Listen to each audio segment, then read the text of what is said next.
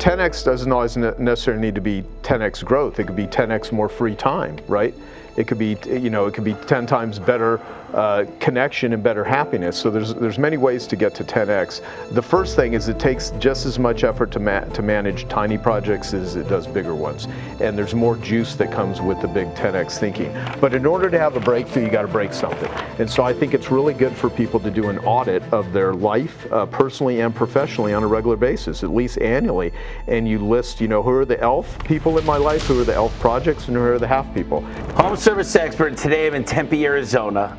Been in this office about a decade ago, and I'm interviewing, in my mind and most people's minds, one of the top networkers, period, in the country and in the world. I was walking up, you got Joe standing next to Jeff Bezos. I mean, if he hangs out with Richard Branson, it's crazy how connected he is. And I said I'm going to Vegas the other day. He's like, you got to go talk to Chris Voss, never split the difference. And I came to one of the Genius, a part of the Genius Network, and just meeting top bestseller after bestseller. You name it, he knows them. He's an expert in marketing, sales coaching, networking. He's the founder of Genius Network, 2006 to present. Piranha Marketing started in 1994. I know he doesn't look an age over 30. 10X Talk co-founder, 2012 to present. I Love Marketing started in 2009. Amazing to present. He's killing it on YouTube, over 115,000 subscribers. Joe Polish is the founder of Genius Network, one of the biggest high-level groups in the world for entrepreneurs.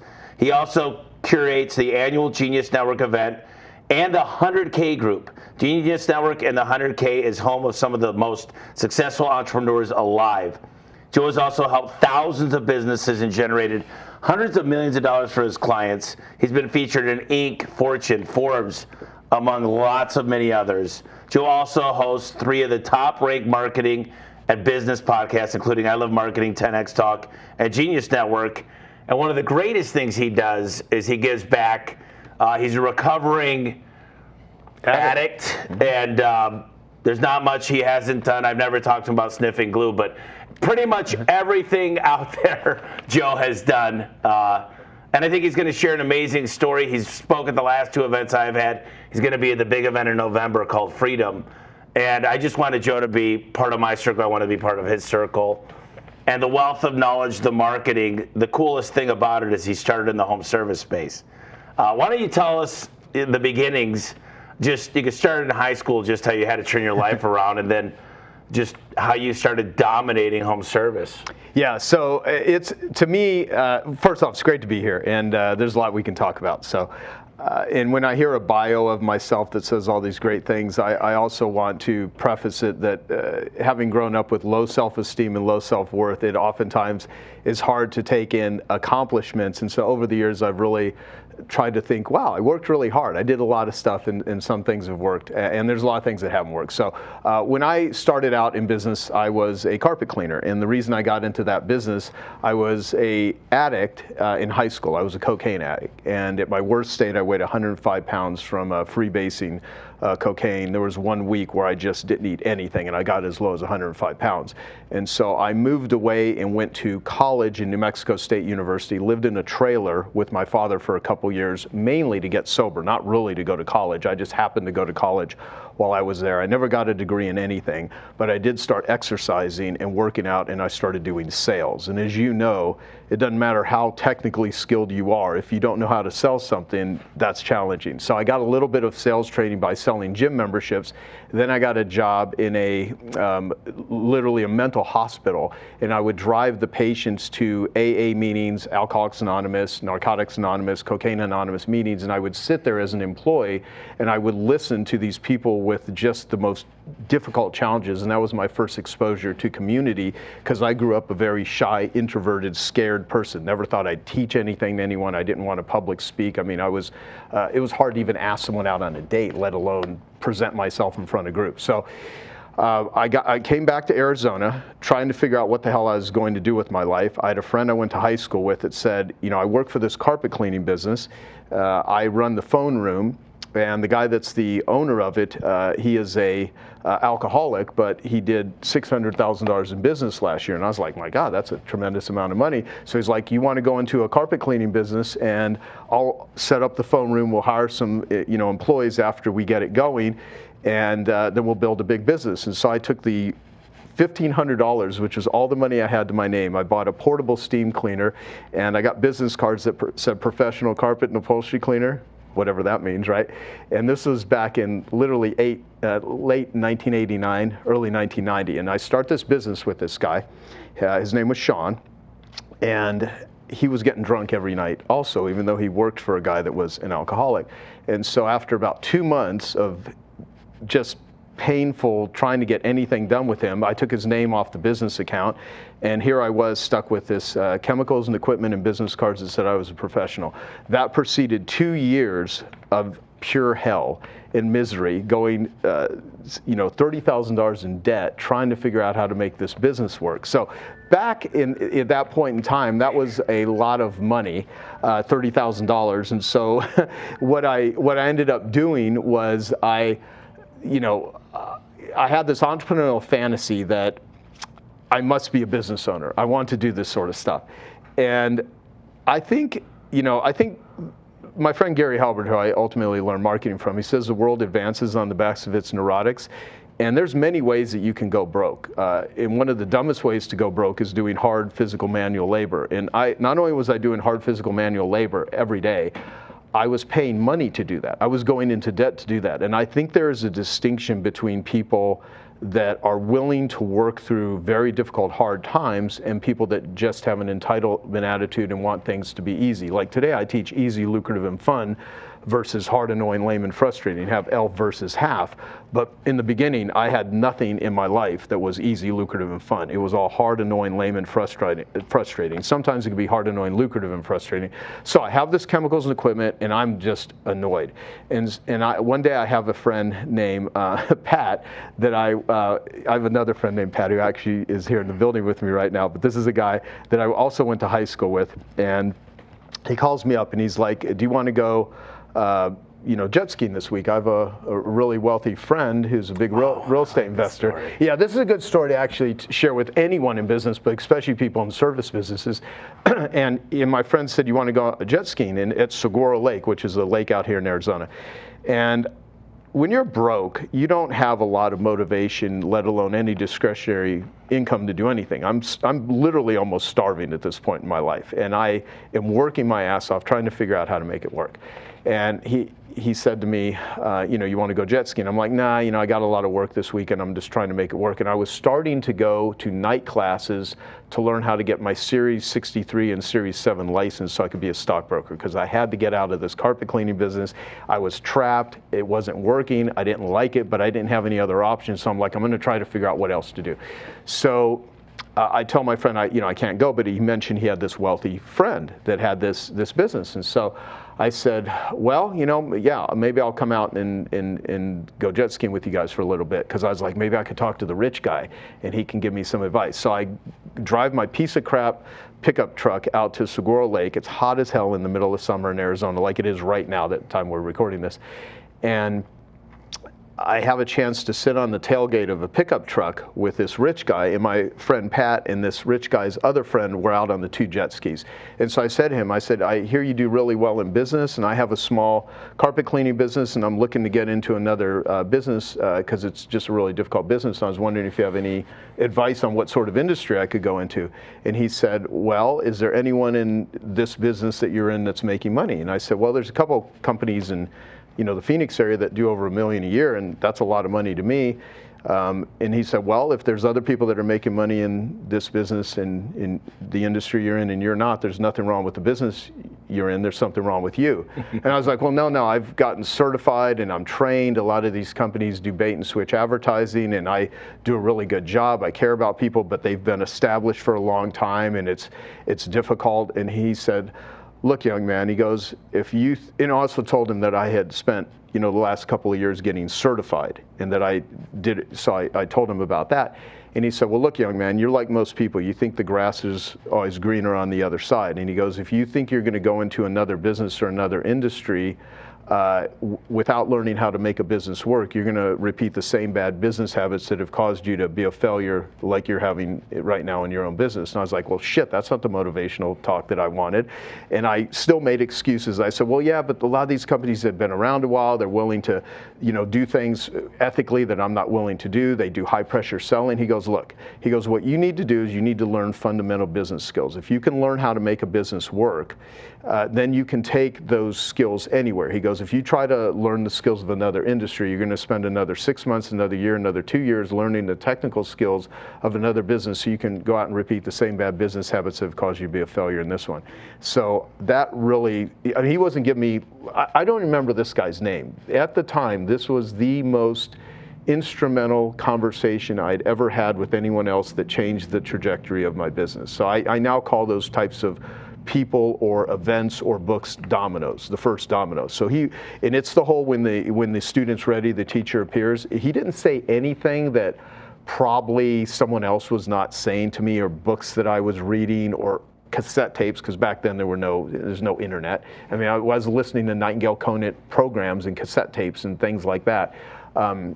But what I did when he said that to me, I made a commitment that I am not going to get out of this business till I figure out how to make it work. And I said, I live in America. I have a lot of anxiety. I have a lot of stress. I'm a neurotic person. I was, recently a full-blown drug addict a couple years prior.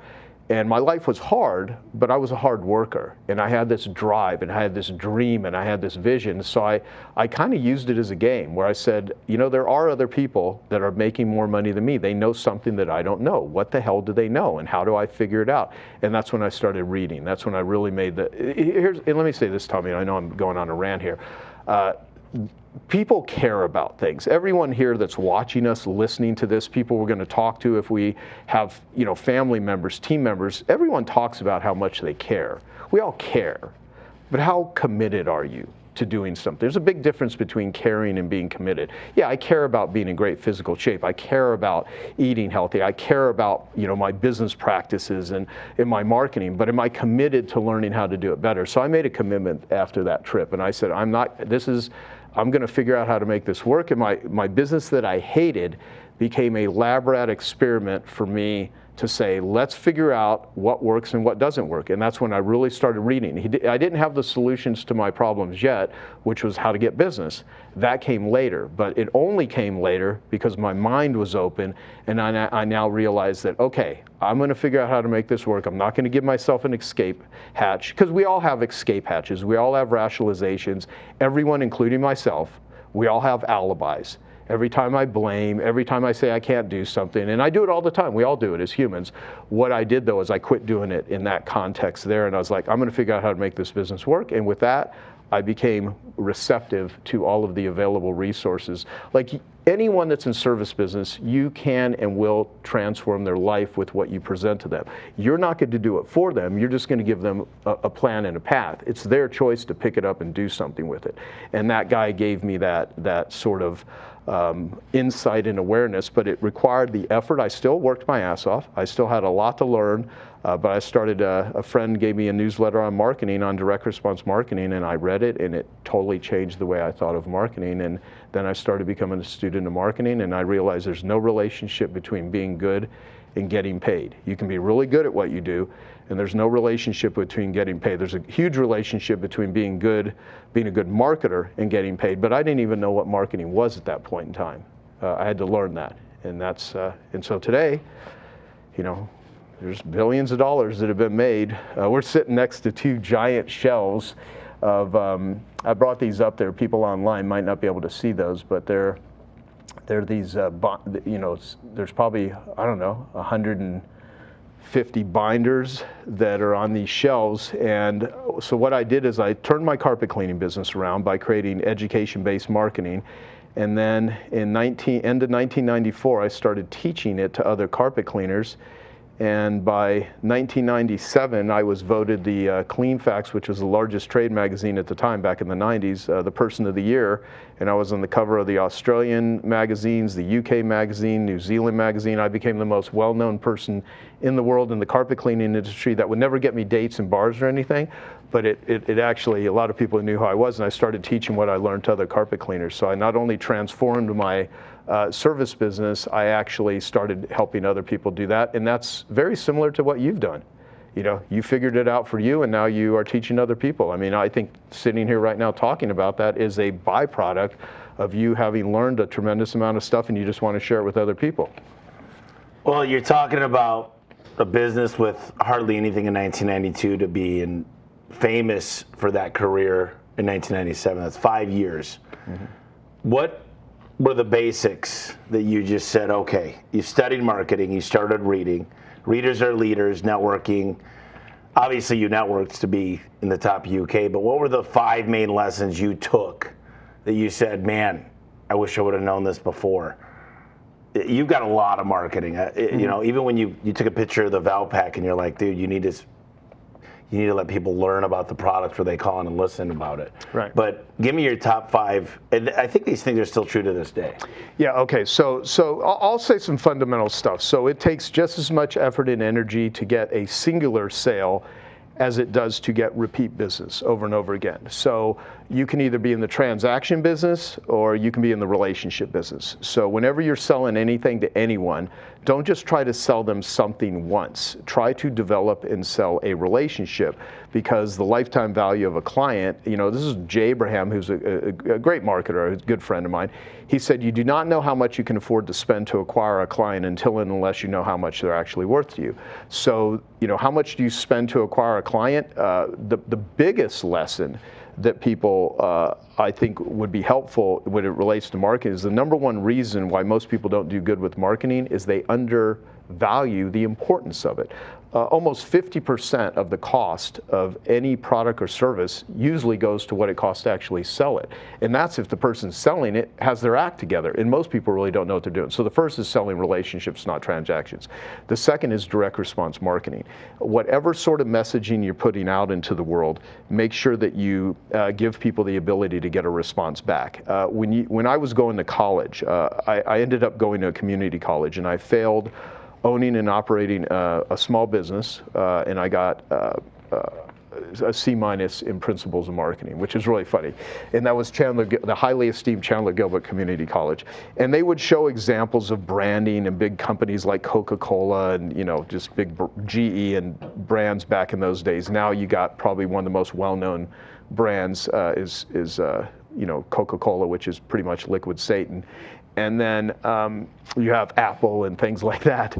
But small businesses don't have the budget. They don't have the ad budget to, you know, advertise a service business like your Louis Vuitton or like your Rolex, or right. You know, they're just not going to do it. And so you have to put messaging out there that really speaks to the title of my latest book, which is What's in It for Them. You know, people don't care about you. They don't care how much you work. They don't know. They don't, and especially, I had to figure out how to successfully sell something that nobody wants to buy. Nobody wakes up every day and says, man, I really hope that the garage door breaks. I hope the cat pees in the corner. I hope the husband spills his coffee. You know, I hope the kids drag mud through, you know, the living room. You know, I had to figure out how to successfully sell something nobody wants to buy. So I had to figure out how to speak with an emotional language where you're using headlines and you're using offers. And so you can either be a world-class copywriter like, you know, Roy Williams, Wizard of Ads, right? Who has this magic ability. But if you don't have those skills, what you can do is you can educate people. And so one of the first things I did, and here's what, so you can call this a third one, is any problem in the world can be solved with the right sales letter, as a quote by Gary Halbert. And so when I learned that words can have someone, you know, fall in love with you or hate you, motivate you, repel, attract. I mean, there's, you know, my favorite definition of selling is getting someone intellectually engaged, and this is from Dan Sullivan, getting someone intellectually engaged in a future result that's good for them and getting them to emotionally commit to take action to achieve that result. And so when I'll say that to people, Like, think of selling, getting someone intellectually engaged in a future result with the keywords good for them.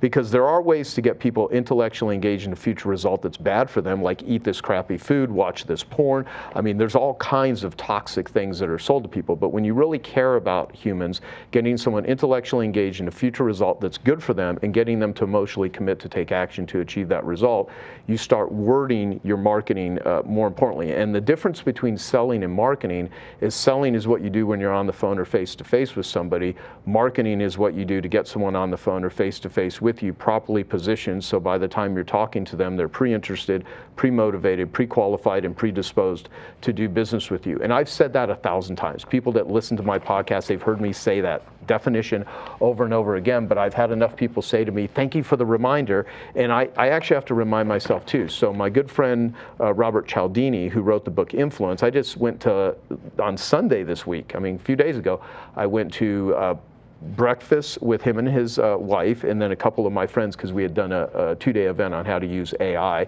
and then we also went to dinner. So I spent pretty much most of the day with Robert Cialdini, and he's the father of influence. He wrote this amazing book that I read early on in my career. He wrote it 30 years ago. And it's brilliant. It's how to persuade people with reciprocity and social proof, and he has these... And liking. Exactly. So, yeah, the 7 principles. The latest one called Unity, right? Because if you think about your group, Home Service Freedom, and all, there is a belonging. There is, and see, people don't buy from you because they understand what you do. People buy from you because they feel understood. Nobody wants to hire service businesses. Some things are bought, other things are sold. Like, people wake up and they buy food, they go to movies. Other things, you need to sell stuff to them. And I landed in an accidental industry where I didn't, when I was a kid, I wasn't thinking one day I'm going to be a carpet cleaner. It didn't occur to me. But it's like it's an accidental industry, and a lot of people that are in service businesses, they just find themselves there. But the beauty of it is, there's amazing things that you can do with the service business.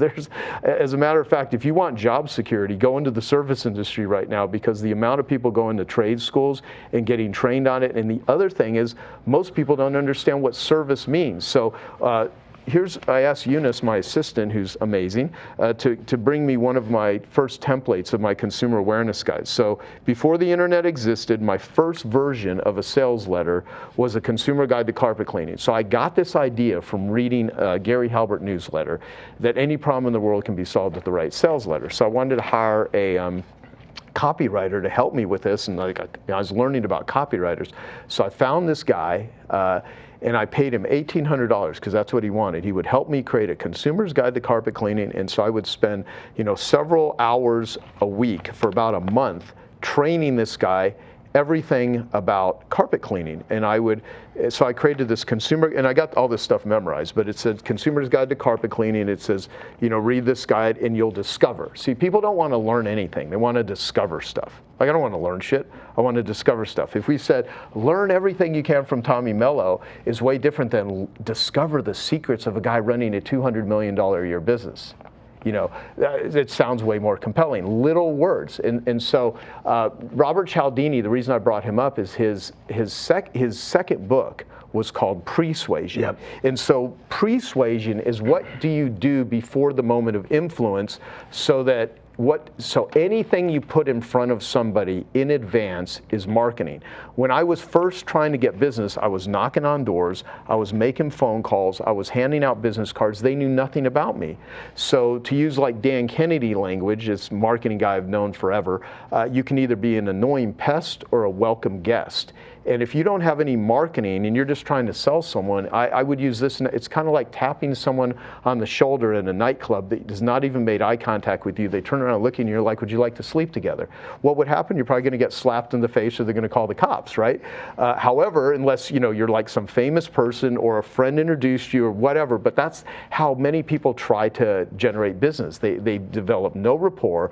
The people have seen nothing in advance, and they think that yelling is selling. So the consumer guide, I ended up, using my credit card to pay a copywriter to write my consumer guide, and it said, Consumer Guide to Carpet Cleaning. Read this guide and discover 7 questions to ask a carpet cleaner before you invite him into your home, 8 mistakes to avoid when choosing a carpet cleaner, 6 costly misconceptions about carpet cleaning, Crawling Critters and Crud, a guide to the slime, grime, and livestock that's seeping, creeping, and galloping through your carpet, how to avoid 4 carpet cleaning ripoffs, the difference between value and price, which method cleans best, blah, blah, blah. And then they would open this consumer guide. How would they receive this? I would run ads that said, free report reveals how to choose a carpet cleaner. And that would be radio? Oh, no, I would actually run Valpak, flyers that I would put out, newspaper ads, money mailer type clips. I did do radio. I did test radio. I had mixed things with radio. What I found about radio, though, for me, now you in the Phoenix area, you're everywhere. Now, if you can go back to 1992, if you can imagine that, right? There's no GPS. There's no cell phones. We're using manual Thomas guides, and I would run ads on the radio, and I'm living in the East Valley. So I had a place in Chandler, Arizona, and I'd get calls from way up in Glendale. I'd have to drive so I found that the radio was, that was a sort, and the same with TV. I even did some certain spot TV ads like in Sun City and different locations where it would only be seen in certain areas of the Phoenix Valley, because many people I think Phoenix is like the 6th largest city in the United States right now? Yeah, it's massive. Yeah, but it is big. So, but the consumer guide was my first form of really effective marketing. Then, people would call me up and they're like, I'd like information. I'd say, well, can I send you my consumer guide to carpet cleaning? It'll teach you everything you need to know about how to choose a carpet cleaner. And I'll include also an offer in there where you can get we'll do a free room of carpet cleaning for homeowners only. We don't want to do it for renters. Where we'll clean one room up to 200 square feet free of charge. And and while we're there, we'll do a carpet audit and we'll give you a quote for the rest of your house if you're happy with the free room we do. So I didn't want to price discount my services. I wanted to create reciprocity by offering a free room of carpet cleaning. So I made more money giving away free rooms of carpet cleaning than I ever did trying to price discount my services. And when I started teaching that to other carpet cleaners, man, the resistance I got. We can't give away free services. We can't 100% guarantee our work. I was like, if someone's unhappy with your work or you did a shitty job, would you give them their money back? And they would say, yeah. Okay, well, then you're already offering a guarantee. You're just getting no marketing value out of it. Because if someone was ever unhappy with what you're offering and you would give them their money back, then you already offer a guarantee, but you're not broadcasting that. So I started doing things like make powerful guarantees. So one of the things I did to the list is risk reversal. If somebody wants what you're selling, the only thing that stands in their way of buying it from you is fear. And if you remove the fear, they will buy. So I wanted to do all my advertising to help remove fear, because the number one question in all consumers' minds is, who can I trust? All day long, everyone that's watching us right now, anything they're going to buy, any food that they're going to put into their system, if they get in an Uber and the person's driving like a maniac, in their mind, can I trust this person? For the first time in my life, I drove a Waymo driverless car yesterday. I got into a car. It's like an Uber. Yeah. And literally, I got into the front seat. There is no one in the car. And this thing drove me to Phoenix because I was going to a location that if I was to drive my Tesla there, I knew it'd be a pain in the ass to park. And so I just was curious to see, because I had a friend in town that my AI friends that were running the AI event we were doing for Genius Network members, he was driving, on this Waymo, and he loved it. And I was like, and I'll tell you, at first I was like, okay, this is really weird. I am in a vehicle that is driving and there's no one in it. But after a few minutes, I was like, this feels more comfortable than being in a car with someone where I feel like I have to attend to. So why do I bring that up? I started using free recorded messages where I said, okay, I got the consumer awareness guide, but oftentimes people would call me and they'd say, well, I want my carpet cleaned tomorrow. There wasn't enough time to get it in the mail. Today with the internet and social media and YouTube and text messaging and all of the things, you could not do that. There was no streaming video back then. I didn't even have my first website till 1996.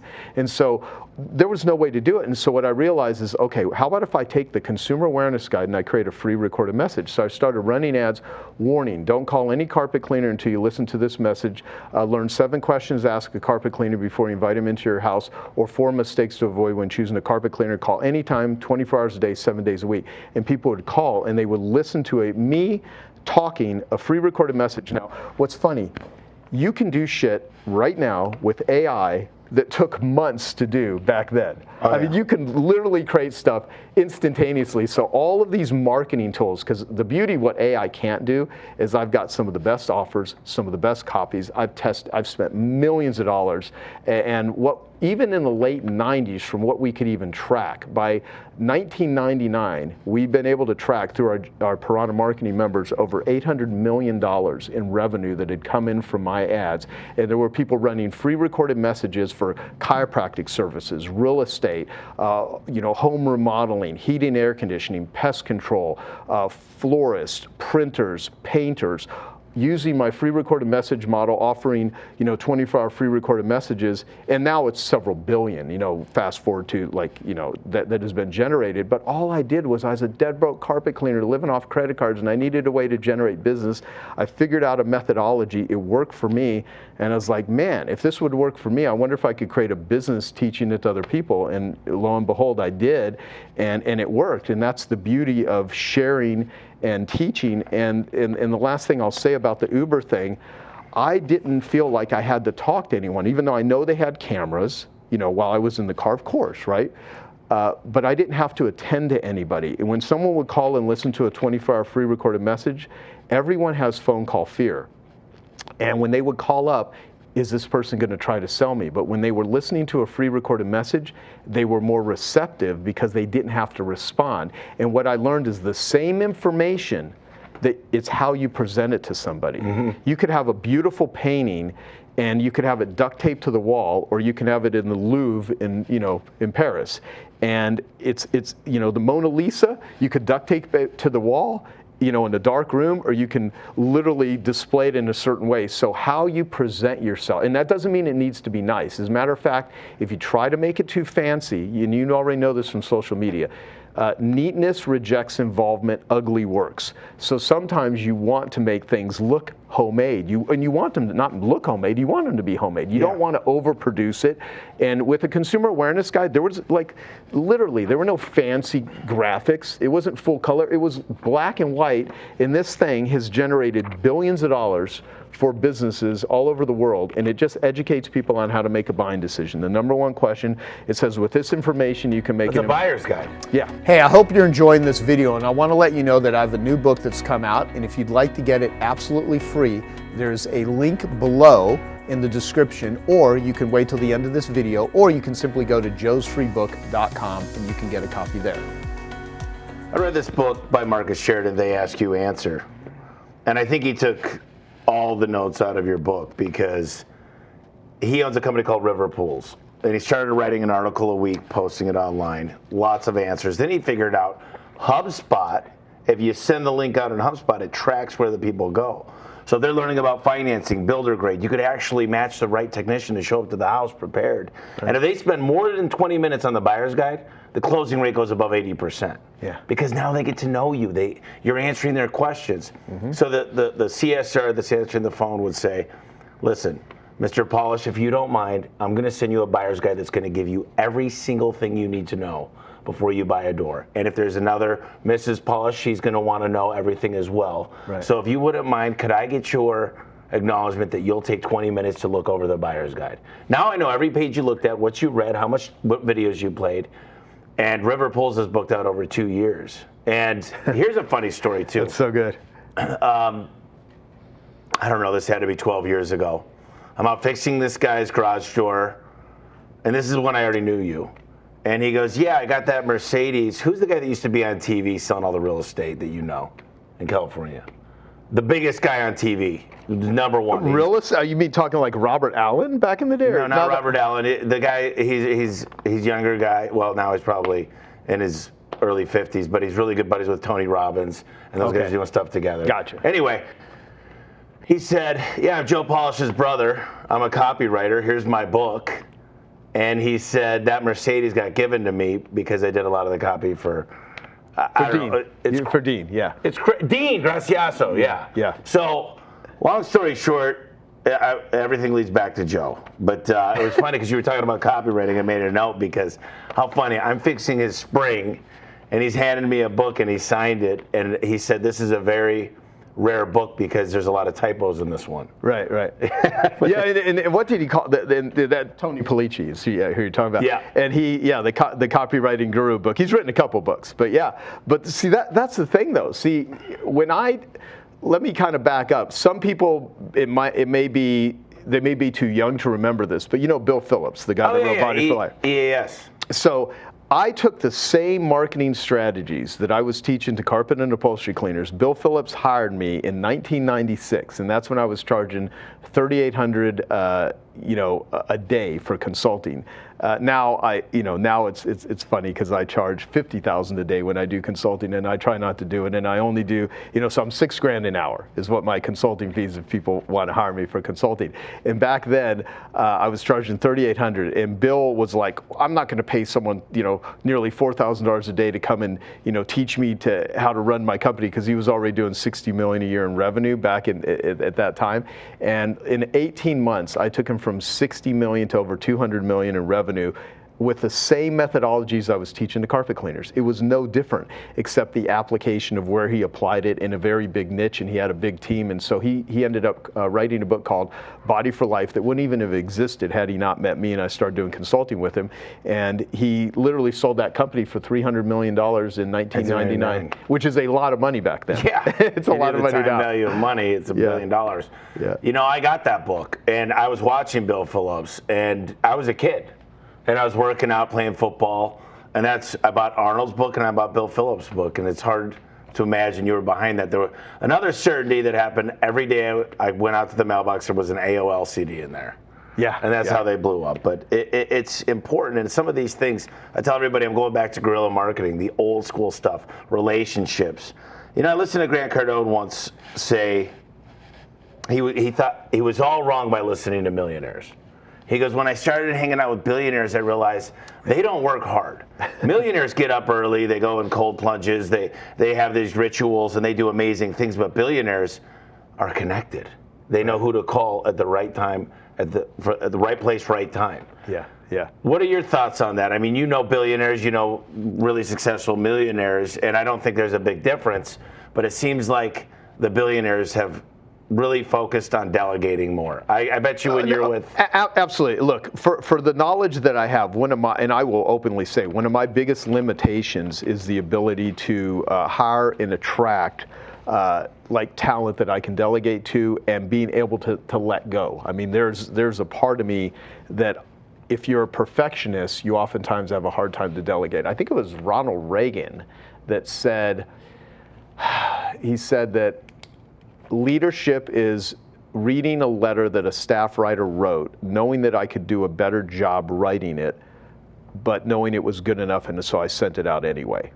And it's really easy to talk about this than to actually do it. But being able to delegate and being able to hire. So I'll tell you a couple stories to that. So I became Richard Branson's largest fundraiser, and I've interviewed Richard. Hours and hours of interviews with Richard, because I used to do trips to Necker Island, and we'd be there for like a week, and we'd have mostly breakfast, lunch, and dinner with Richard every day for like a week straight, because I packaged up Richard, because he's like Shamu the whale. You go to SeaWorld to see Shamu. And so, I'd package up Richard and show them a way to monetize his island, Necker Island. And when I first started doing these trips, it's now more than 2.5 times the price to rent that island, simply because of how I showed them how to package it up. They've made millions as a result of what I started with them. And out of all the conversations I ever had with Richard, the one that was probably the most valuable that I could share a lesson of is me and him were in his kitchen in one of the houses on Necker, and I was looking for like an orange or a banana, and we're sitting in there, and I'm like, so Richard, when's the last time you were in a grocery store? He's like, he looks up like he's thinking, he's like, I've never been in a grocery store. And I'm like, what are you talking about? Like, what do you mean you've never been in a grocery store? And he's like, I don't think I go, what about when he signed the Sex Pistols? I go, did you ever go get beer for Sid Vicious or Johnny Rotten, which are, the members of the Sex Pistols? He's like, no, I don't think I've ever been in a grocery store. And I'm sitting there going, this is like the biggest, there's no way. That's what I'm thinking in my mind.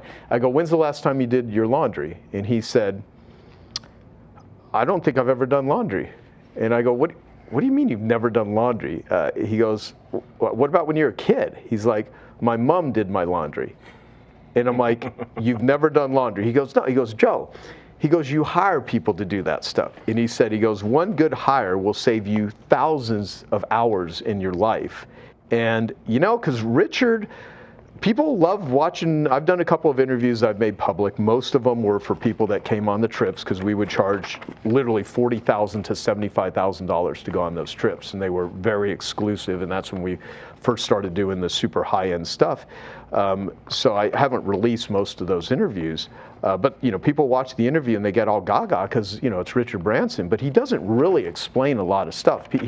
People get all he's an intuitive entrepreneur, so it's hard for him to explain what he's doing. So there's that example. Let me think of another one with billionaires and with delegating, because that. I'll tell you, if someone wants to get really great insight into super wealthy people and people that are really into regular self-help, and they watch these How to Get Rich gurus, which most of them are full of shit, because there's people that are reporters of success and then there's people that are actually successful, is read the book How to Get Rich by Felix Dennis. He died. But he is super hardcore. In the beginning of the book, How to Get Rich, he wrote every word of the book himself. It was not ghostwritten, and that's one of my favorite books because it's so hardcore. And I think he just really slams a lot of people that are promising people the moon when they're selling stuff. So. There was a story I was thinking of. Maybe it'll come back to me. But right when you first asked me the question, I thought about the Richard Branson one. But there's another great example of how Bill. Oh, I know what it is. It came to me. Okay, so Matt Mullenweg. He's the founder of WordPress.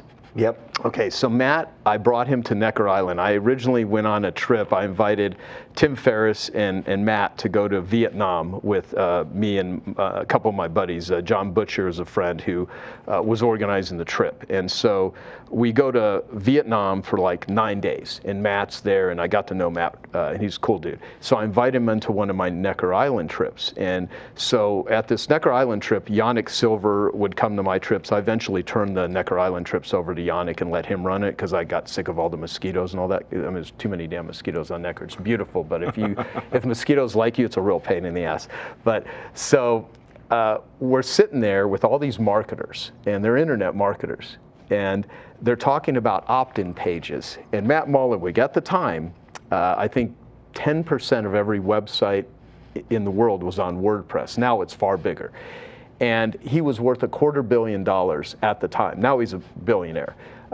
And he was leaning in, listening to this conversation. Everyone's talking about an opt-in page. And Matt, owner of WordPress, which there are millions of opt-in pages, like Dean Jackson, who you've had on your show, invented the squeeze page in 1997. He's one of the original OGs that invented the stuff that, he's the guy that I've been doing the I Love Marketing podcast with for, going close to 15 years. So all these marketers are talking about opt-in pages. Matt Mullenweg, founder of WordPress, leans in and he's like, you guys are saying opt-in page. What is an opt-in page? And they all look at him like he's an idiot. They're like, how do you not know what an opt-in page is? And something clicked in my mind at that point, like, he doesn't need to be the king or the queen. He just needs to be the chessboard. So in your particular case, you're not trying to be the king or queen, you're just trying to be the chessboard. And you bring on the kings and the queens and the knights and the bishops and the pawns and all the things to play a chess game. So if you want to play a different game, you have to really define what are you trying to do. And so do you want to be an industry transformer? So I wanted to transform the carpet cleaning industry, and I did. And I want to transform the addiction industry. I mean, one of my biggest goals with all these marketing skills is I have Genius Recovery, which is my addiction foundation, and I want to change the global conversation about how people view and treat addicts with compassion instead of judgment, and find the best forms of treatment that have efficacy and share it with the world. And the current way that we're trying to treat addicts is punitively, and you cannot punish pain out of people. If someone is depressed or has anxiety or is sad or struggling with trauma that's manifesting as addiction, throwing them in prison, unless they're committing violent crimes and you have to protect society, that's one thing. But there's a lot of people that are extremely in pain, mental and physical and spiritual anguish, and people are trying to look at them as moral degenerates. And there's a lot of workaholic entrepreneurs that don't feel good about themselves unless they can get an adrenaline rush of business deals. So part of it is like going, okay, I've learned a lot about marketing, what you put in front of people and positioning yourself. How do I actually do this in an area where I'm quite knowledgeable about and that I suffered a lot with in my own life, which is addiction recovery, and how do I use my marketing skills to do that? And when I'm able to do that, I find more meaning in building a business. I find more meaning in doing stuff like that. But you can apply everything we're talking about to anything. It could be for profit. It could be, what are you trying to do in the world that's going to make a big difference? The networking side of things is people are like, man, you were a kid from Michigan. You started this garage door company. You were the technician. You were the inventory. And then slowly the same thing happened. Somebody handed me the E-Myth, then The Richest Man in Babylon, then The Ultimate Sales Machine. So reading was great the books, biggest piece. all of those. And then I became addicted to reading. And then I just slowly got connected to people, and slowly, came to your event more than a decade ago, where you used to come in and just right across from the bowling alley, same spot. Right. And I'm just curious because getting in front of Jeff Bezos, getting in front of, you could go on the list, it's hundreds if not thousands of people now. What is it that really clicked? When was the first time you figured out that's how? Alex Hormozi said, don't ask me what you could do for me. People always say, what do I got to do to hang out and learn from you? Just do it. Right. Like you just said, I figured out a way to solve Richard's problems. I did the business plan. I made him a ton of money. Therefore, he gave you the time. You said something real, and I don't know if I talk about this a lot. So you gave me the impetus, though. It's a good distinction. So people constantly come to me, and they don't really kind of understand what I think I do a pretty good job of writing about in my book, What's in It for Them, where I literally go through the process of how to connect with people authentically, not using fake flattery. I mean, flattery works. I'd be lying if I would say flattery doesn't work. Enthusiasm covers many deficiencies. However, having some substance to what you're doing is valuable. And people often come to me and say, how can I help you? And when you're so damn busy, you don't even know what you need help with because there's like 100 things, and oftentimes what they're doing is they're putting work on you. It's like reverse delegation when you hire people to do work for you and then they bring more work to you. That's like the worst, And so, just doing it, what you said is important. So you don't build a great reputation by talking about what you're going to do. You build a great reputation by actually doing it. So being able to anticipate, being able to understand what someone's value system is, being able to focus on like what Dan Sullivan, we've done episodes on this, what are their dangers, what are their opportunities, and what are their strengths. So having a DOS conversation where you can ask the R factor question, which is, if we were to meet, a year from today, 3 years from today, what needs to happen both personally and professionally for you to feel happy with your progress? If you ask people, if you utilize Socratic selling in order to identify what people are interested in, what they want, is really valuable. You can, before the internet existed, Harvey Mackay, who's now 90 years old, he just sent me a message yesterday. He wrote, How to Swim with the Sharks Without Being Eaten Alive. And he had a thing called Mackay 66, which you can do an internet search on. I write about it in my book, the Mackay 66 method.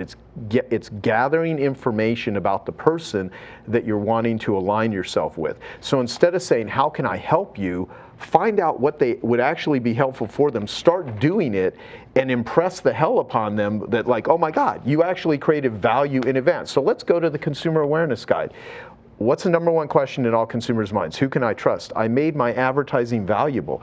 People wanted to do business with me because I wasn't just advertising to sell something to them. I was offering to give them free, valuable information for them to make a buying decision, and they had trust and rapport with me in advance. If they listened to a 10-minute recording of how to choose a carpet cleaner, and it would start out, hi, this is Joe Polish. I own Fiber Tech Professional Cleaning Services. I've provided this information to help you make an informed, intelligent decision on how to choose a carpet cleaner. If all you want is a brush the dirt off cleaning, we respectfully ask that you call another cleaning company. However, if you want to know how to choose a carpet cleaner, I'm about to share all that with you. And then I would literally talk. And so by the time they called me, they never asked, how much do you charge? They asked, when can you do the job? Because I established trust and rapport. So let's take that to billionaires or really busy people who are like, how do you connect with the Richard Bransons of the world or Jeff Bezos of the world? Well, when I first people, always ask, how'd you meet Richard Branson? Well, a friend named Ben Altadonna called me up one day in 2006, and he's like, would you like to go to dinner with Richard Branson? I'm like, okay, what's the catch? He's like, well, my friend Mike Faith is organizing a dinner in San Francisco with a group of about 12 to 15 people, and it's a minimum donation to his foundation, Virgin Unite, of $5,000. And so I thought about it for, a few seconds. I said, I'll donate $15,000. Like, I want to meet Richard Branson, right? So I then go to the meeting, and everyone's asking him about global warming and climate change and all that, and anyone that really is read books like Fossil Futures and different stuff realize that the environmental movement is filled with a tremendous amount of scam artists. Things start out as a mission, they start as a mission, then they become a business, then they become a racket. And so there's all these big categories. Al Gore? Yeah, exactly. No, an inconvenient truth is, I met Al Gore twice. I mean, I think he'll be exposed as one of the biggest frauds in history. I'm sorry I said that for people that like Al Gore. But anyway, the fact that this is live is even more funny. Right. So, but yeah, look, and this is coming from a guy who millions of dollars that I've raised have gone towards things related to the climate. I know things that are being really good related to climate, and I know a lot of people that are using it as a grift, which can really speak to a lot of stuff. So anyway, get me back on track. So where was I going with this? Because now, Richard Branson. Oh yeah. So okay. So you paid 15 grand. I paid 15 grand. And everybody's asking about global warming. Well, yeah. And so I was like, what was it like to hang out with the Sex Pistols? What was it like to sign Boy George? You jump out of a balloon. So he took a real liking to me because everyone's asking him all these serious questions. And I'm like, this is a guy that does crazy shit. Let me ask him about crazy shit. And then about 5 minutes into it, he's like, how old were all of you when you lost your virginity? And it's so weird because they're there in the presence. If it wasn't Richard Branson asking that, some of those people never would answer that question. And everyone's going around, and then you really realize intimidation and posturing and positioning, which I always dislike when people use ways to try to intimidate people. Great book written in the 70s is Winning Through Intimidation by Robert Ringer. It doesn't teach you how to intimidate people. It teaches you how to not get intimidated. Because a lot of people, their modus operandi is to try to instill power and control and manipulation, and I hate that. I mean, I like people that are actually conscientious, empathetic, and caring. And so it just became a more fun conversation. And then he started talking, and then I said, well, you got your foundation here. And I told him the story of how I gave Bill Phillips the idea to raise money for the Make-A-Wish Foundation. And with my idea, Bill Phillips became the single largest individual contributor in the history of the world to the Make-A-Wish Foundation. And Richard's like, wow, can you share that idea with me? And so I said, yeah, just how do you want me to send it to you, text or email? And so he gave me his email. I think I was the only one there that he gave his email to. And so I sent him information, but I was thinking, I'd like to, interview Richard. And I think at the time his net worth, and I don't know, it was like $3 billion or something like that. And he had, just a tremendous amount of employees. And so if you do the math, if you're a millionaire, take $1 million. For someone to net $1 million, you have to make $3,000 a day approximately every single day, 365 days a year. Yep. Okay? If you're 5 million, what's 5 times 3? You have to make $18,000 a day. If you're a billionaire, that's a whole nother level. So I was thinking, okay, how do I do something for him that would be valuable, not so I can just ask him like everyone else does for something. So I said, how about if we use education-based marketing for your foundation? So I started doing interviews with his team members and stuff.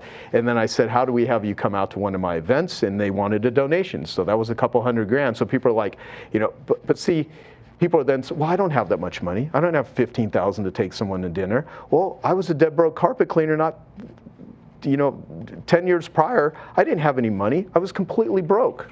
Right? So I had to figure out how to, so if you don't have any money, and this is chapter 2 of my book, What's in It for Them. And if people really want to go deep with this, literally read my book. I talk about Tammy. If you don't have money, you probably have time. You probably have energy. You probably have effort that you can put in. So if you don't have any money to put into relationships, put in your time, attention, money, effort, and energy. Those are the things that you can spend. Research people. Figure out what's important to them. Present it to them. We all want something. I want something. Everyone watching this wants something. One of the things I say is, if you want something from somebody, make sure that your give is equal to or greater than your want. And so I had to figure out what I could give to all of these people that I meet that will make it valuable to them so I don't come across as like a beggar. Like all kinds of people want to work with me, be around me, learn from me, all that stuff, but they show up with like, oh, can I have this, can I have that? And it's just like, that is not the way you develop. I mean, you can be enthusiastic and persistent, and you certainly can get, if you're not persistent to a degree, but if you're persistent as an asshole, as a taker, I like persistent givers, I don't like persistent takers. Love persistent. As a matter of fact, someone has tremendous amounts of stuff to give, they better chase my ass down, because I am a busy guy that has too many things going on all the time, not because anyone forced me to do it. No one holds a gun to my head and tells me to take on all these projects and do all this stuff. Me and you are both driven entrepreneurs. We do it to ourselves because we want to grow. Well, explain that. Explain some of the things you talk about that I want some of Home Service Expert listeners, which we just passed 1 million downloads. We're like at 1.1, so I'm pretty happy. But congratulations, that's awesome. Hunters are 5%. Explain that whole. Well, I learned this from Dr. Doug Brackman. He wrote a book, I believe he wrote it in 2017. He's got a new one coming out soon, but he wrote a book called Driven, about the driven entrepreneur. And there's hunters and farmers. And about 5% of people in the world have the D2, D4 gene. It's a genetic mutation which causes them to be a hunter. And hunters are very restless sort of individuals. Most of them have trouble sleeping. Most of them are not very satisfied with almost anything, because the reward receptors in our brains require greater stimulation, because the hunters need to go out and kill. They need to go out and get food. They need to gather. They need to feed the tribe. And so hunters are pack animals. So the majority of people that join mastermind groups probably listen to things like this, read a lot of books, listen to podcasts at double time speed, and never can seem to consume enough stuff. Most of them are hunters. Not all, but most of them are hunters. And when someone betrays them or lies to them or lets them down, assuming you're dealing with hunters that have ethics, because a hunter without ethics and boundaries are some of the tyrants that we see run in the world, that are destroying and damaging people's lives, that are in very high leadership positions. So a hunter without good boundaries and without ethics and integrity is a very dangerous sort of individual. But the hunters that are really well boundaried and really empathetic and caring build some of the greatest businesses. They provide jobs, they do great stuff. And so hunters need to get into a pack, and they're easily influenced by other people. So it's that whole line, you lay down with dogs, you wake up with fleas. You got to be very careful what you expose yourself to. If you look at television, everybody on social media, even TV before internet existed, is trying to tell a vision to somebody else's life. So, lasting happiness does not come from consuming values of other people. It comes from developing your own and living the mountain life. So for the hunters, which are most people that are the high quick start, type A, often labeled as ADD, distractible, which, I certainly have ADD. It's a hunter sort of thing, and it's a reward receptor. So it's being aware that the pursuit of business, like the alcoholic poet Charles Bukowski, he had this poem which said, you take the writer away from the typewriter and all you have left is a sickness which started him writing in the first place.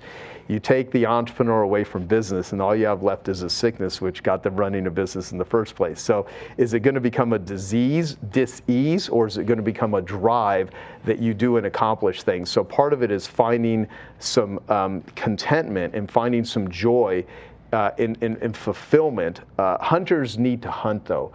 If someone takes that hunter thing and you become an athlete, you have to do something that makes you feel accomplished. So for the people that are watching this,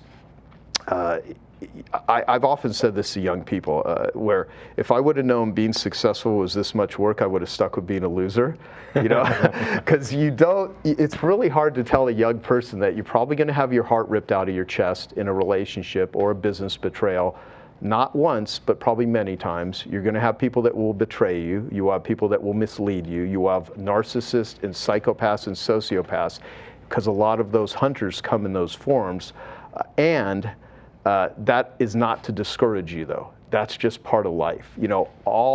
So up here on the wall behind us, there's this one that says, other people's yellow face there. Bad news. Other people's bad news is your good news. So everyone that's watching us right now, almost all the money that will come, not all, but almost all of the money that's going to be made in the world is transforming other people's bad news into good news.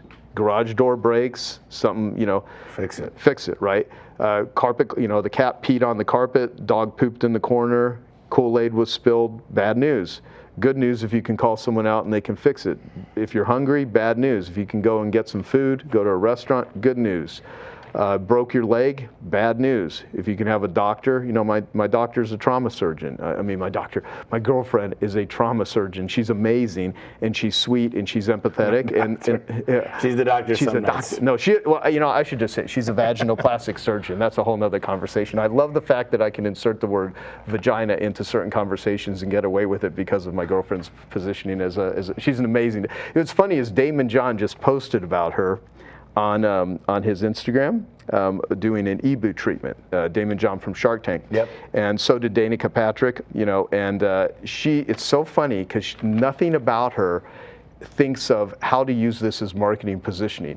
If you give something like that to a marketer, they go crazy with it. But see, my girlfriend is a farmer. She's not a hunter.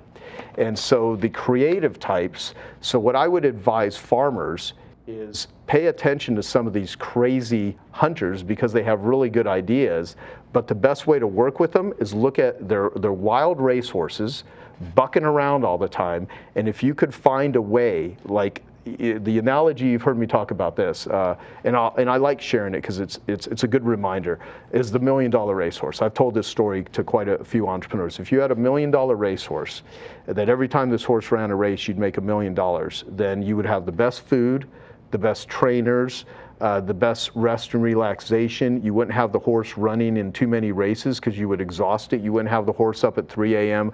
drinking alcohol, smoking cigarettes, snorting cocaine, watching porn. You might if you want to have a toxic horse.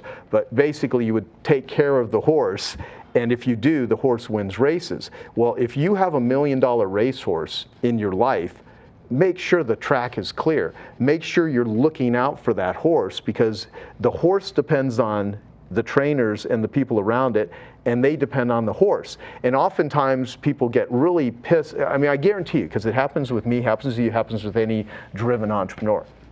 The people around us think we're all nuts half the time because you do this to yourself. Yeah.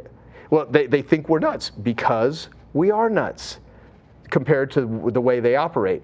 But we need farmers, and farmers need hunters. And so part of it is, how do you see, even with my book, what's in it for them, I have to think about this all the time. Everyone I interact with, if I want to have, and I have literally thousands of relationships. There's that Dunbar law, which is you can only have like 150 relationships. That's true in most cases.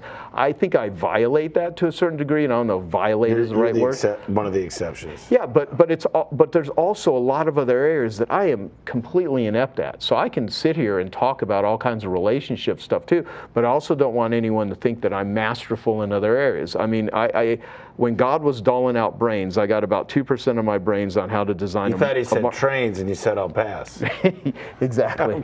Yeah. So I focus it. So here's the thing: we all have skills and we all have talents. Part of it is finding where to put your TAMI, what your time, attention, money, effort, and energy, and how do you leverage it. Time, like productivity is maximum results, least amount of time. Leverage is maximum results, least amount of effort. What people that work for you, work with you, listen to you, the thing the best learn to get the most out of this podcast is listen to where's Tommy productive and how does Tommy leverage things. Like when I look at you, you're a massive leverager. There are people that are way better in social settings. Like one of my team members, Mike, back here. He's back here. Mike is way better at social situations than I am. He's nicer, he's more chummy, he's less distractible, he has more patience. I can't do that shit. Eunice, who's been with me for 28 years, super sweet. There are some people where I'll be like, I need a firewall between me. Eunice, please show up here. Help me out with that sort of stuff. So, we all have to use the tools in our toolbox, and I'm constantly trying to get better in certain areas. But I've also made a decision that, and it came from Dan Sullivan, if you spend your life trying to get strong at what you're weak at the end of your life, you have a lot of really strong weaknesses. It's interesting. I'm brain farting. But there's a book that just came out from the guys here, Dan Sullivan and Ben Hardy. Ben Hardy, what's the latest Well, book? there's 10 times is easier than. Yeah, so 10 times easier than one. So here's the deal. I'm at my doctor's office, naturopath. I'm on 4 peptides. I'm on all this shit. And he goes, what are you really good at if you had to name one thing? And I'm like, one thing? I'm like, I like to encourage others. Like, I like to motivate people. I like to figure out their why and continue to push them back towards that, to remind them. Right. And he's like, that's what you should be doing 98% of the time. He's like, I read a book. He goes, you should. And I'm like, I know that book. But it's interesting because a lot of times we focus on things like, I want to be well-rounded. I want to understand everything. But I don't anymore. I don't want to be well-rounded. I want to be the best at what I do. I want to be a specialist. I don't want to be a general practitioner. I want to be just really, really good at what I do the best. Yeah. And then find people that are smarter, better. I'll tell you this. A lot of times when you don't have a lot of money, you look for a bargain. You hire somebody and you're like, well, I'm better than everybody here, so I'm just going to do it. I love when I walk in a room and I have people around me, like here. Yeah. And I say simple things like, you're way better than I am. You tell me where to go. You tell me what to do. You get me ready for this. Yeah. And that's what's nice is a lot of people, if you're in your business and you're still saying to yourself, I got to handle it or it won't get done right, that's a reflection on your leadership and who you attract. And I would just say, you need to reevaluate who you hire because you should be impressed and they should be guiding you and what their specialty is, like a CFO or a controller or a CPA. You know, there's so many things that I think we try to be well-rounded at. You talked about 9 principles in networking. And I don't know if you got those all. It seems like you're a photographic memory. I know some of them, but I can make it a lot easier and just I probably can't speak to every one of them, but you know, how are they suffering and how can I help? Okay, that's the first one. So be a pain detective. Okay. So that's see, one of the ways that I connect with people is what most of the very successful, wealthy people that I know, no one even knows I know them because I met them in recovery. Okay, so I know a lot of business entrepreneurs, but I also know professional athletes, NBA players, NFL players. I know actors and actresses. I know politicians. I know musicians and artists, and a lot of them are world famous. And I got over my intimidation thing of being around people. When you're around very successful people that the world admires, but you also realize that they're humans, and a lot of them, their fame came out of brokenness and pain and hurt, that a lot of people become lopsided losers and some people become lopsided winners. And rarely do I know a balanced person that stays balanced for long periods of time. You know, what I think life is, the treadmill of shit never goes away. You don't walk out back, of your, beach house and you look out at the beach and everything's beautiful and you're rich and you have no debt and you have the beautiful family and the beautiful partner and you got all the material stuff, you've got the internal peace. I mean, that's not how life is. Life is boring, life is mundane, life is a lot of work, and there are moments of extreme bliss and happiness and a lot of moments of pain. There's something I have on the wall here that says, my life as an entrepreneur, and it's from Gaping Void, the ones that do this image, and it says, hell yeah, oh fuck, oh fuck, oh fuck, oh fuck, oh fuck, oh fuck. It says hell yeah.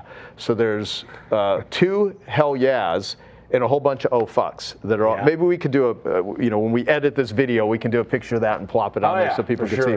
But there, the thing is though, life is the only thing worth living for. Life is suffering. Life is pain, and I think part of it is to transform the suffering. Humans want more woo and less ah.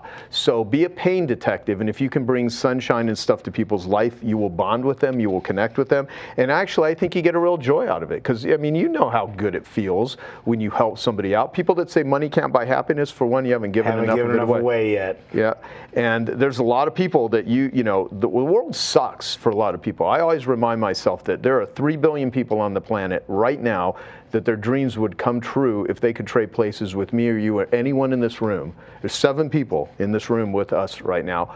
If they could change places with these people for an hour. And oftentimes I will forget that, but I do my best to bring it back. So how are they suffering and how can I help? Second is invest, Tammy, time, attention, money, effort, and energy into relationships. You have to invest in it. You don't walk around with an entitlement attitude, and if you want something from somebody, make sure your want is equal to or your give is equal to or greater than your want. And then chapter 3, be the type of person they always answer the phone for. So this is one of the principles. And I use this as a test. The next 10 people, 5 people, 10 people that text you, call you, social media, whatever, when you look at them, do you get, woo, like you're excited, or do you get like, oh, shit, like obligation? And try to evaluate why. And I always caution people, if you owe them money, that doesn't mean they're the asshole. It means you owe them money and you need to you need to be a responsible human. So if you're treating your relationships with responsibility, because what is responsibility? It's responding with ability. It says react, don't respond. When people are losing it, they're reacting to life. When they're responding, people are like, why me? Why me? Well, why not you? Why not you? Like, okay. You can look at everything as a challenge. You can look at it as an opportunity. So be the type of person they always answer the phone for. And if people are not responding to you, change your approach. If you're not getting what you want, try a different way to approach it. The fourth principle is be useful, grateful, and valuable. None of this is rocket science, but I don't want people to like me because I'm showing them a high status sort of thing. Like, pursue growth, not status. People that pursue status, they will get a lot of followers. They will get admiration. They will also get envy. They will get people that think they're annoying. And if your focus is status instead of growth, I think long term it's like eating cotton candy versus nutrition. But try to be useful, grateful, and valuable. And then chapter 5, treat others as you, and then we cross out you, and we put they. Treat others as they love to be treated. You have to deal with people at the level at which they respond. I write in the book that you always want to try to be nice, and you want to be cool. One of my favorite quotes early on in my life was, be nice to the people you meet on the way up. They're the same people you're going to meet on the way down. With the exception that there are some people that you can be generous and you can be, it's just not going to respond. So you have to make the decision of deal with people at the level at which they respond and how they want to be treated. The 6 is avoid formalities, be fun and memorable, not boring. You can usually gauge the value of relationships by how often you laugh together. So when I say easy, lucrative, and fun, if you are not surrounding yourself with people that are easy, lucrative, and fun, and you're always having to beg them to do stuff for you, or you're always having to sell them on the mission, it doesn't mean there's anything maybe wrong with them. They just may not vibe with you. Or, I have this great motivational poster that's, I got from despair.com that says, sometimes the best solution to a morale problem is to fire all the unhappy people. And I just think that's humorous. Look, if you're having dinner with someone or you're watching a couple and they're not even like smiling or talking to each other, they're probably not having fun. So go to clown school, go to improv. If you're not funny, try to hang out with funny people. Life is hard. And if you can find things, what comedy is, pain plus time equals comedy. That's what comedy is. And so you can look at things in your life right now that might be so painful, but I guarantee you 10 years from now, if you at least say, what did I learn from it? How's this going to help me grow? You're going to look back at that painful moment and you're going to laugh your ass off about it.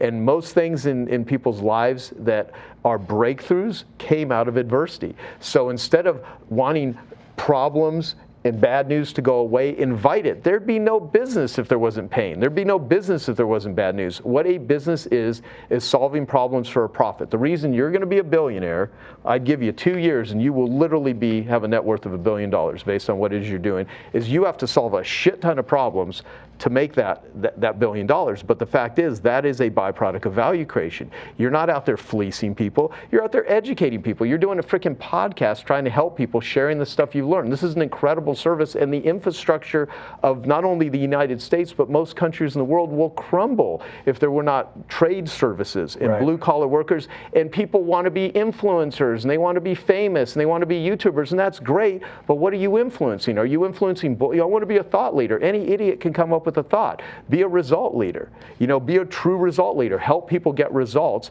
and then you can make as much money as you want, and you never have to make an excuse for it. If you're creating value in the world and you're making a lot of money, good for you. Do more of it. I think there should be like literally foundations and charities for successful people that work their ass off, where people like that come to them and say, you know what?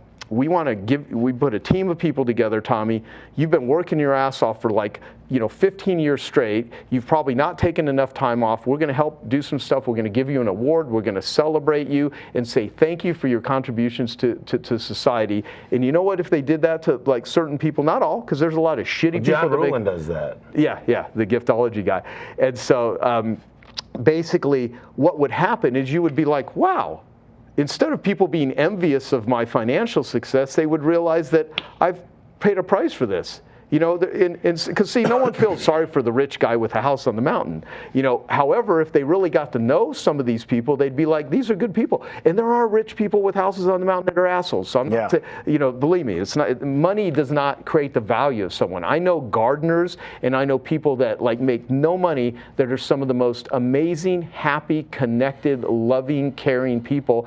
And at the end of the day, when you're on your deathbed, all that money shit, your fair weather friends are not going to be around. Who's going to be around are the people that were with you through hard times and difficult times. So make sure as you have success in your life that you know how to discern between the givers and the takers, because it's real easy to, when you become a big influencer and you're putting out stuff and people like you, to misinform yourself that these people actually care about you. So this book is really about not deal friends but real friends. Well, real quick, let me dive into that. I know we only got about 10 minutes.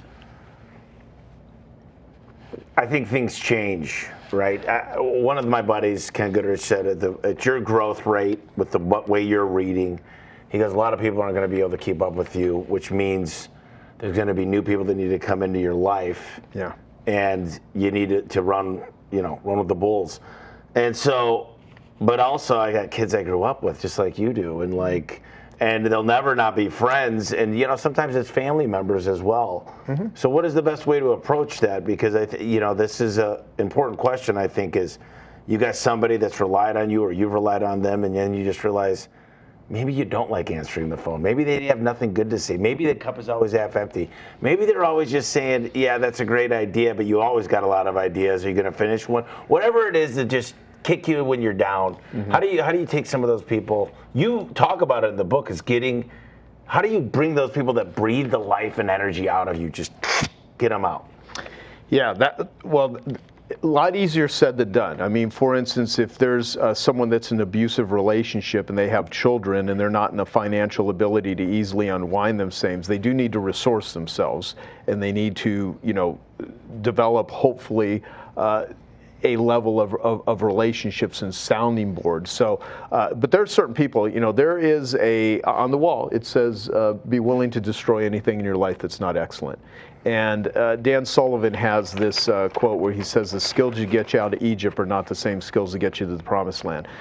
You have to look at relationships, and there's a point where the advantages and the disadvantages outweigh the advantages. And you either need to change the relationship, minimize your involvement, and sometimes that's harder if they're family members, or you just need to cut it off. And you have to walk through the world without apology.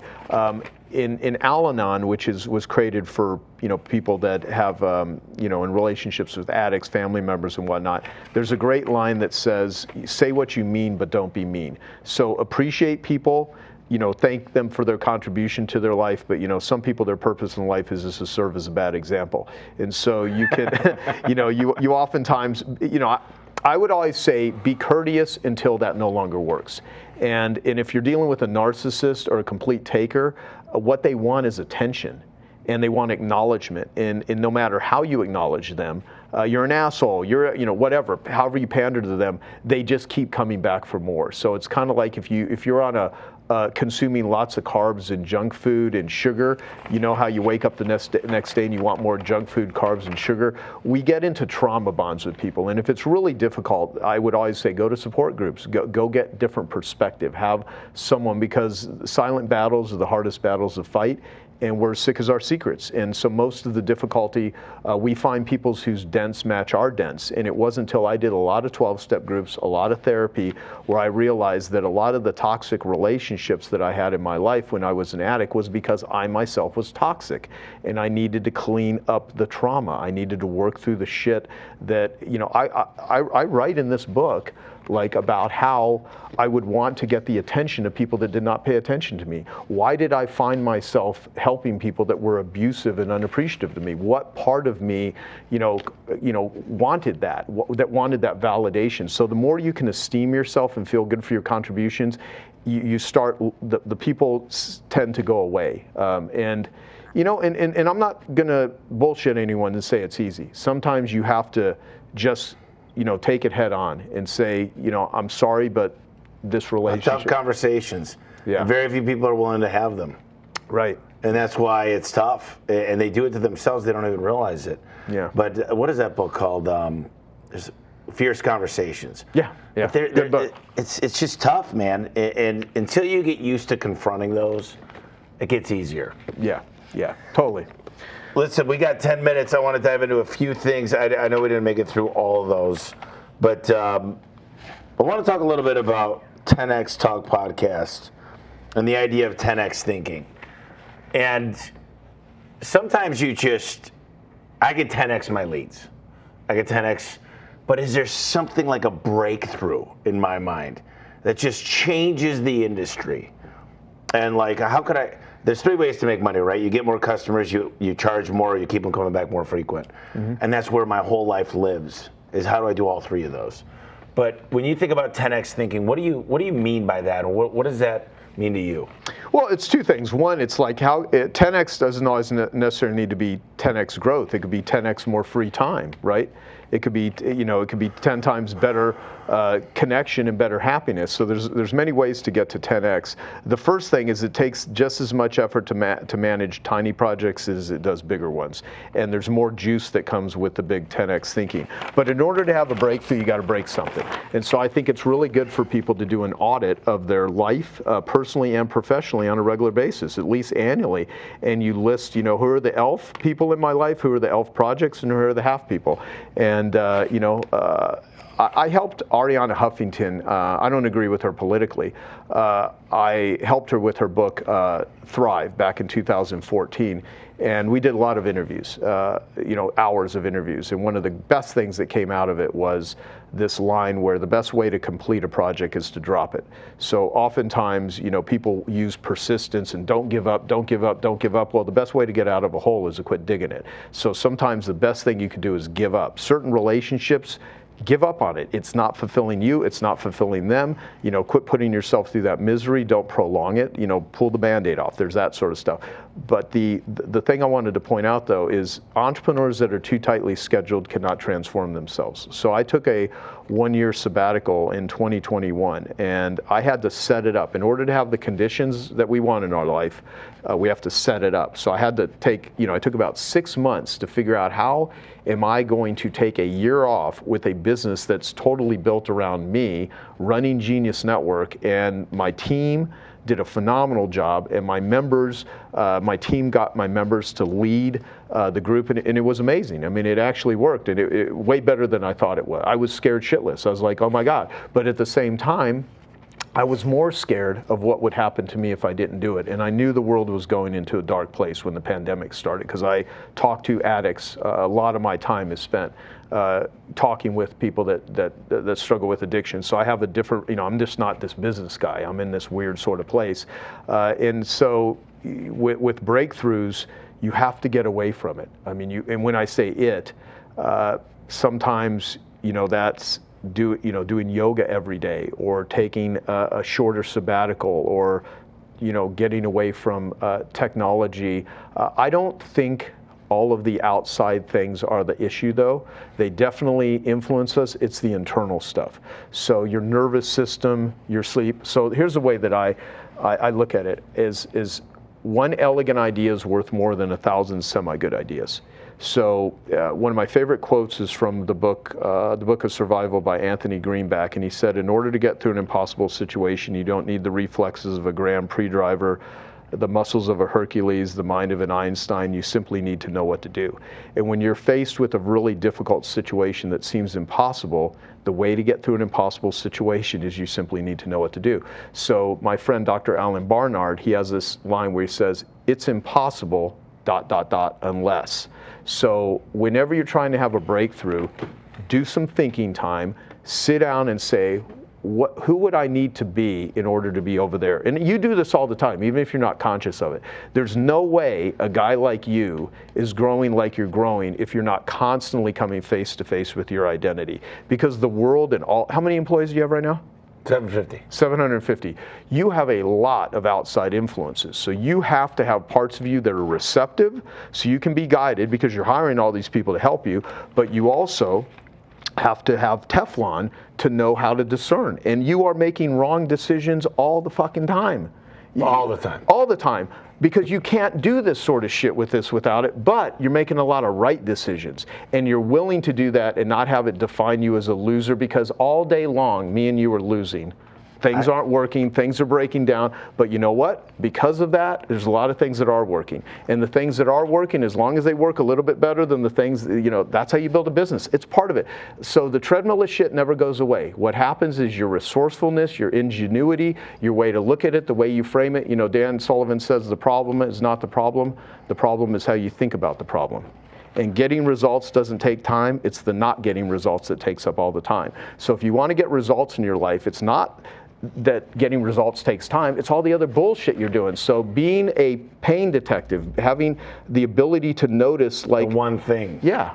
You need to get your focus, and I will say that it's definitely not easy when you have ADHD. Mm-hmm. It's not easy, but recognizing your weaknesses is half the battle. Yeah. And understanding, Jeff Bezos once said, unlike baseball, when I hit a grand slam, I don't get 4 runs. I hit 10,000 runs. But it's knowing they failed at a lot of things. Listen, you think Amazon didn't fail 9 out of 10 times on most of the things they rolled out? Home services for Amazon Home Services has failed 3 times. So, but you don't need everything to work perfectly, but you can't be afraid to try. Right. One question I have before we close out, and then I'm going to ask a few closing questions. I don't know how you do it. You take a year sabbatical. My brain functions. When I go to pick up an ice cream cone, I'm looking at the presentation and it'll just remind me of, oh my gosh, we need to wrap the rollers in something more, and I never call it a roller, I call it a self-lubricating, lifetime warranted, 12 bearing machine press roller. So I get all these ideas from all these other things, and I can't imagine just being away saying, pfft. But also you have this other business that's helping recovery. So, and I know you're not just doing one thing, and neither am I really, but Garagers is my main focus. How do you do that? How do you just say, it's handled? I don't know if I could summarize in like a minute, how I do it. I just do it. And so I wake up every day, I bumble my way through life, and I do my best to do what I can, and I read and I listen and I learn. I always try to approach it from a beginner's mind, and I try to intuitively think about, is this a good thing to do? And I'm willing to make mistakes. I'm willing to learn. Life is the only thing worth living for, and I don't expect life to be perfect. And I also try to look for the joy in the mundane. And I also know I'm not going to change the world. The world, when I die, some parts may be better without me, and other parts, some people will be sad. But you're at a funeral, and it's there's a point where you're, and I don't like going to funerals, but I was just one of the dear friends a couple weeks ago. What's that? Is that in Utah? Yeah. There's a point where everyone's like, let's go have lunch. Life goes on. And so, my friend Dave Kekich says things are seldom as bleak as they seem when they're going wrong, or seldom as great as they seem when they're going well. Lighten up, you'll live longer.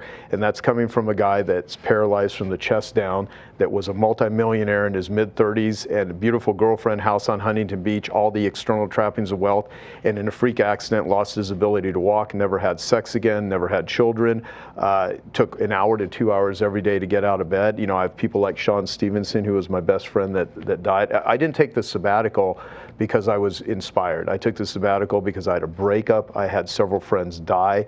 There was a lot of pain, so oftentimes there's things that force you to take a look at stuff. And when things seem really shitty and really difficult, I also have now learned that in the moment when things suck, it's life's way of saying pay attention. Physical pain, mental pain. Sometimes you can't always get out of it, but I'll tell you, how I do it all. I just do the best I can, and I listen to people that are smart. I try to stay connected. If there's one word that I'm all about, is connection.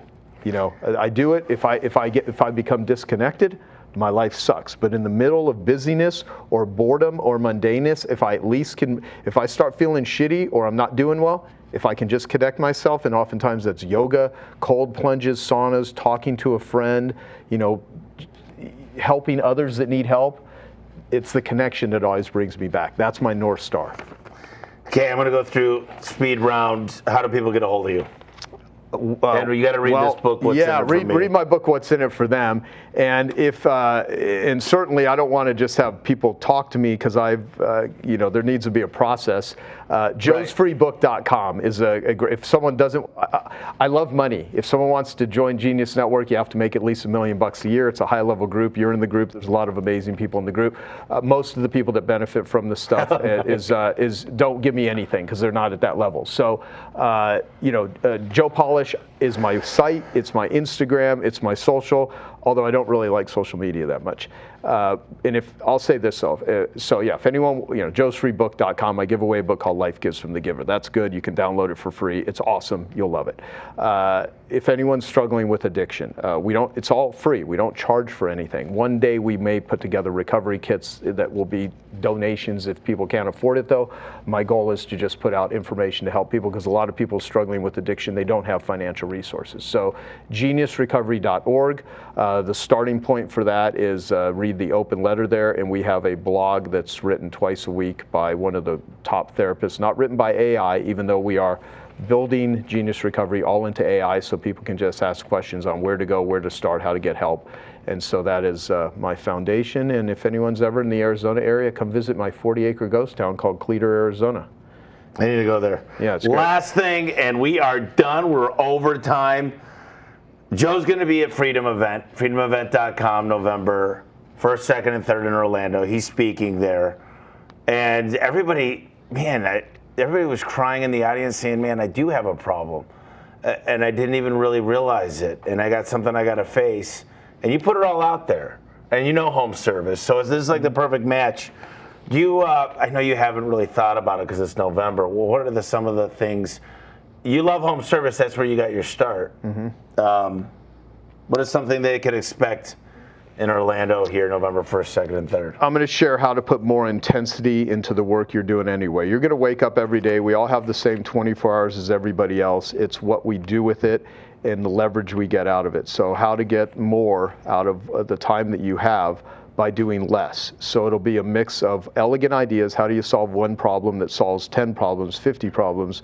And subtraction, how do you multiplication by subtraction? How do you make more money by doing less shit, by doing less of the dumb shit and doing more of the stuff that actually works? So now that we've had this as a setup and I have this big group of binders over here and all of this wisdom that I have, I'm also going to have, for everybody that signs up for your event, we'll give them a control tool audit.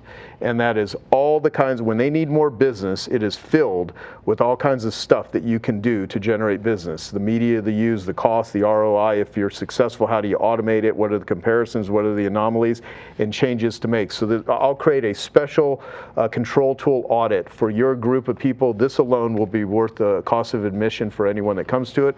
And I'll get that to every one of your people that come to the event. And that'll be helpful to everybody and it'll make them a lot of money. Well, if Richard Branson's listening to him, you guys should come watch him too. Well, thanks, Joe. Thank you, brother. This is awesome. Okay, I hope you found that video awesome and useful. So if you want to get a free copy of my book, I want you to click here. And if you want to watch some more videos that'll be useful and awesome, click here. Go ahead. They're over here. Do it now. Come on. Thank you. Watch them.